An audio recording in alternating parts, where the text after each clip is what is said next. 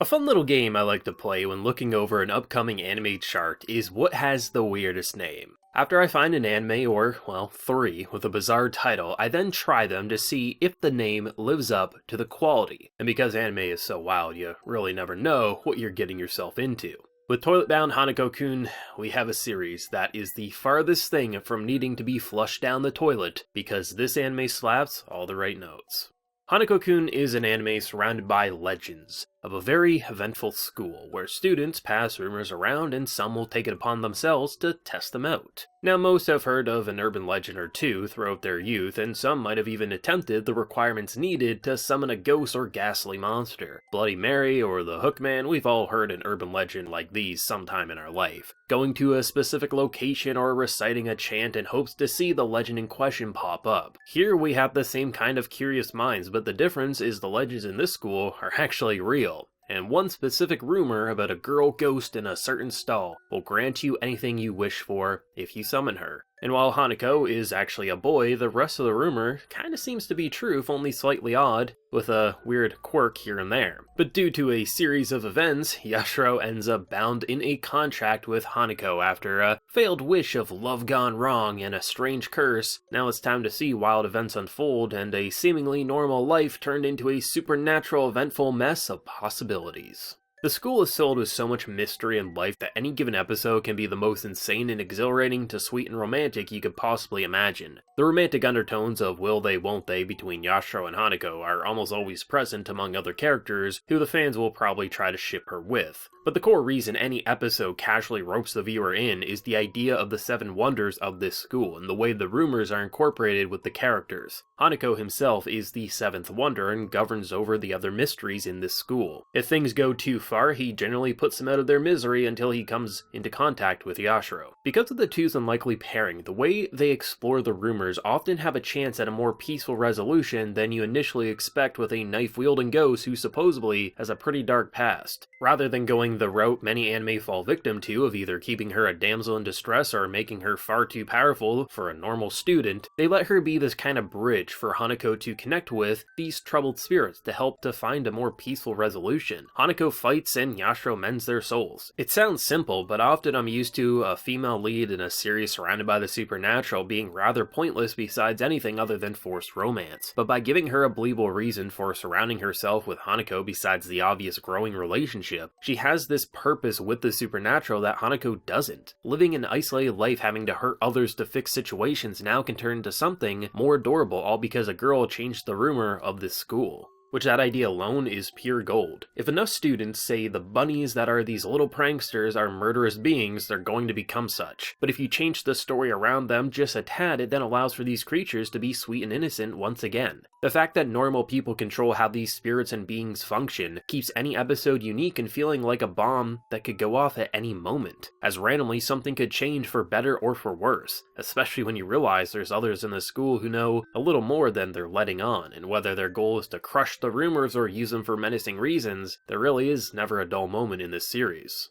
Typically, I'm used to seeing a show say, here is a ghost, and either the characters will interact with him or let them pass on. But a setting such as this with such an odd balance on their lives, because of student rumors, really let Hanako-kun become unique at an early point in the episode count. When you set your main location in a school, you generally need to have some form of hook to keep viewers engaged and begging for more, unless they're newer to anime where high school is still an appealing setting. By having any character feel relevant because what they say could possibly change what we're currently seeing on screen, having some being exorcists with conflicting ideas of what to do to these rumors and even lead characters, some with a cloud of mystery that keeps us on the edge of our seats and those we want to trust but know they have secrets that they're not sharing. Not a single point of view feels dull in the slightest. And when even nameless characters can have purpose in a cast as amazing as this, that's a sign that the series is doing more right than wrong.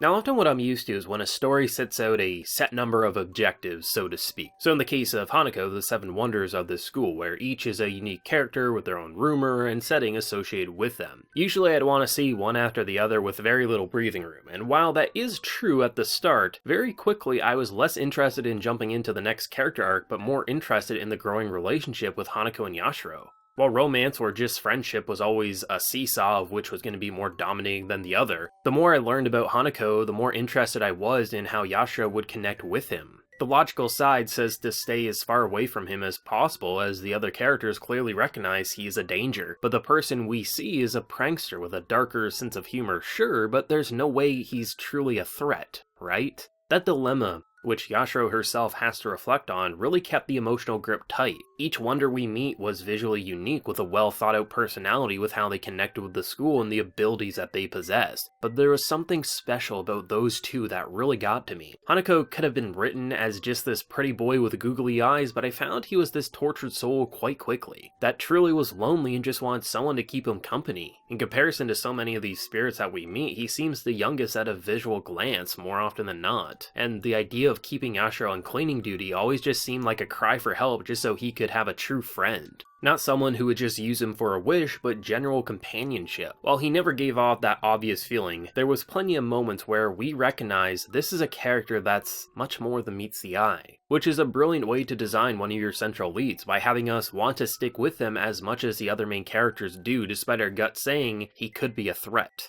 But it helps that he does have a hilarious personality with unlimited amount of one-liners and pranks, so we sometimes just kind of forget the darker sides of him, which is kind of amazing.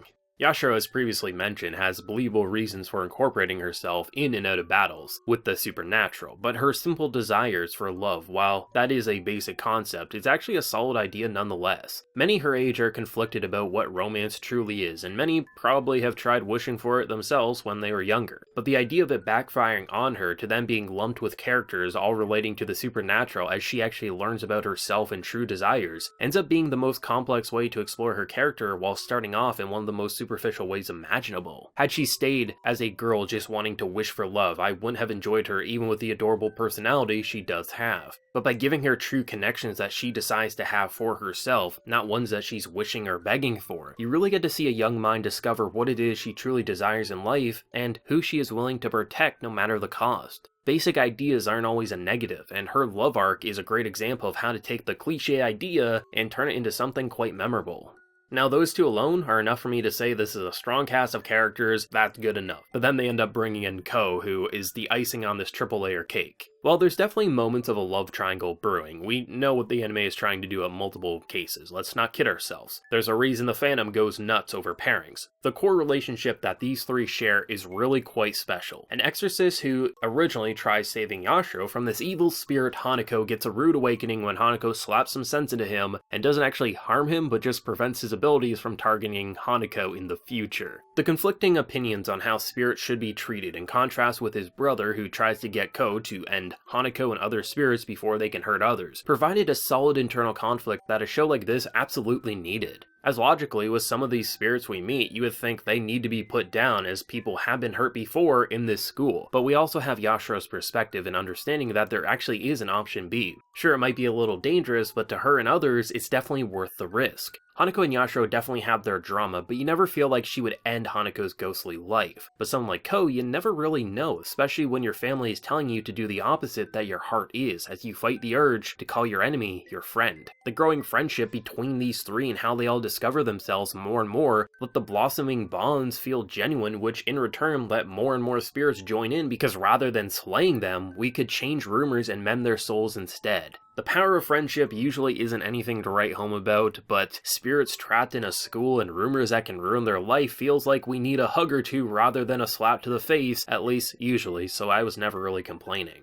All the unique personalities we meet over the first season were appealing to some degree, whether simply on a visual level or a dramatic backstory that honestly was tear-worthy and changes your opinion from "this is crazy and needs to be put down" to "wow, that is tragic and deserves a second chance" at a true, non-isolated lifestyle. I think had this been an average production style, I probably would have still enjoyed my time with Hanako-kun. It's written to such a level that it could probably make up for a lot of shortcomings the production might have had with underwhelming visuals, but thankfully, this is one gorgeous looking anime.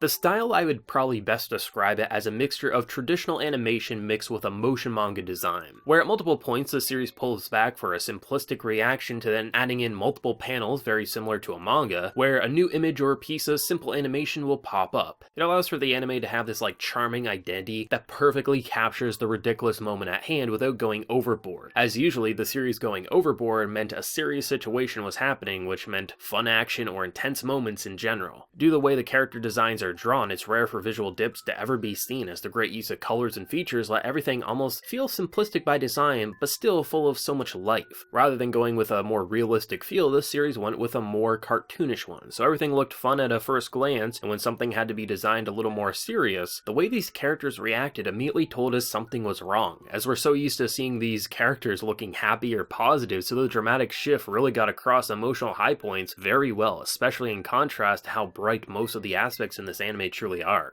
With the way the backgrounds are drawn almost with a watercolor appeal, with the colors clashing with each other, the bright and colorful designs really were the only way to go, and it paid off massively in the anime's favor. While in those darker moments you definitely get a sense of dread, because every shot is using colors associated with a more positive sequence, the way the lighting was directed made the most beautiful scene the most horrifying imaginable, which easily played with my emotions at multiple occasions. They really went all out with a basic idea for its presentation that ended up being quite complex the deeper you dug into it. But one of my favorite parts of the anime's design was how one certain character discusses rumors. You get multiple moments throughout this first season where someone speaks into a microphone, and you get a mixture of static and her voice, and it's the creepiest thing imaginable. As the rumor is being explained, you have this soft-spoken voice so casually explain something horrific, and it honestly sent chills up my spine. They could have just gone with a standard anime voice and got the rumor across just fine, but the fact that it's so calmly said with this clever use of radio effects, it really made the rumors appear as menacing and appealing as possible, as if we wanted to stay as far away from them as possible, but we also kinda wanted to see, did they really exist? Any style of anime can be intriguing, but there's a ton of tropes and cliches that are usually present that holds a show like this down in the long run. Forced romance conflict, predictable outcomes, uninteresting supporting characters, but every arc was interesting in some way, whether simply a fun designed confession tree to a more intense girl trapped in a hell of isolation and loneliness. Unfamiliar with the concept of death, yeah, you can kinda say this anime has a range to work off of. The romance was never the dominating force of any given episode, as the potential was always there, but it was never the star of the episode, so that never ended up being an issue, even if you're not personally a fan of those kinds of designs. And every character had some quirk, whether crazy or somber, so anyone can hold a scene together, no matter the style of episode at hand. Somehow what Toilet Bound Hanako-kun ended up being was a mixture of wholesome fun and heartbreaking drama backed by a gorgeous production both in sound and visual departments. Within minutes you can switch from laughing to feeling like your gut is twisting in pain because of the natural transition they bring up, which usually would feel jarring, but in a school such as this, it felt completely natural. Sometimes the strangest of names can be the most interesting of stories, and this most certainly was a phenomenal experience with a ton of unique ideas for spooky rumors in a very eventful school. But as always, let me pass the torch over to you. What did you think of Toilet Bound Hanako-kun? Whether you loved it or hated it, drop your feelings down in the comment section below. Be sure to leave a like if you did enjoy, and remember to hit that subscribe button if you happen to be new around here. But lastly, there's always my Patreon, for those who want to go the extra mile and help support what I do around here even more, but of course, it's always if you so wish. So till next time everyone, please take care, and have a good one.